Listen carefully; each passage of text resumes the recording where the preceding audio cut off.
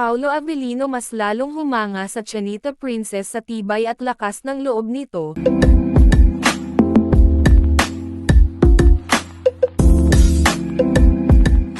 Sa kabila ng mga problemang pinagdaraanan ni Kim Chu, nagagawa pa rin niyang maghatid ng saya sa madlang people.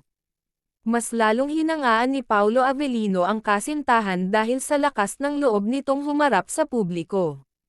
Hindi biro ang mga pagsubok na pinagdadaanan ni Kim, ngunit nananatili siyang matatag. Patuloy siyang nagbibigay ng inspirasyon sa maraming tao. Kahit may pinagdadaanan, pinipili niyang ngumiti at magpasaya.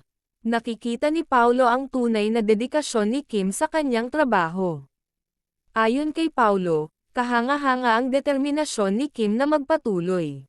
Maraming tagahanga ang humahanga sa kanyang tibay ng loob. Ipinapakita ni Kim na posible pa ring maging positibo sa gitna ng pagsubok. Dahil dito, mas lalo siyang minahal ni Paolo Avellino at nirerespeto ng publiko.